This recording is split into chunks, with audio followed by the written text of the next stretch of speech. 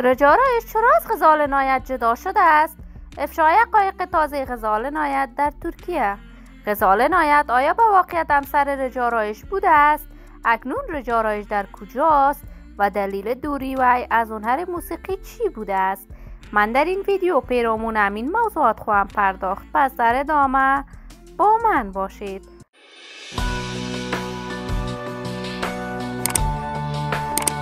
سلام، شما را خوش آمدید میگم به یکی دیگر از ویدیوهای جذاب کانال دنیا اینفو. برای عضو شدن با کانال من علامت سابسکرایب را فشار دهید تا از ویدیوهای دیگر کانال من هم آگاه شوید. رجارایش هنرمند خوش صدا، خوش سیما و نام آشنا در میان هنرمندان افغانستان است. رجارایش از سن طفولیت علاقه فراوانی برای هنر موسیقی داشته است، ولی در سن نوجوانی آهنگ‌های برای علاقمندانش ثبت و نشر کرد که مورد حمایت و تشویق فراوان افغان‌ها قرار گرفت. این را همه می‌داند رجارایش همسر اول غزال نایت بوده است و تصاویر بیشماری از رجارایش و غزال نایت در صفحات مجازی نشر شده است.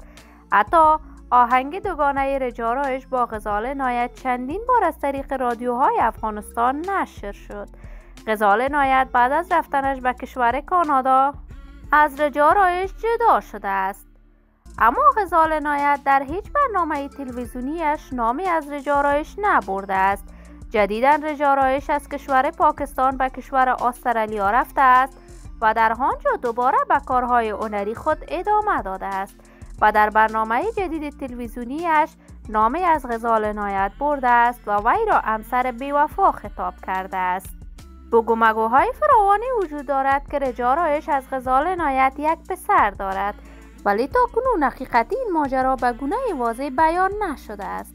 ولی من آرزوی موفقیت، سلامتی و کامیابی برای تمامی هنرمندان کشور خود از بارگاه عزت منان تمنا دارم. دوستان نهایت عزیز، شما هم نظریاتتان را در بخش کامنت با من شریک بسازید. این ویدیو را با دوستان و علاقمندان رجارایش و غزال نایت به اشتراک بگذارید. اگر تا هنوز دوست کانال من نشدید، پس برای دوست شدن با کانال دنیا اینفو علامت سابسکرایب را فشار دهید، ویدیوهای من را لایک نموده و با دوستانتان به اشتراک بگذارید. سلامتی شما نازنینان آرزوی من است. تا درودی دیگر، بدرود.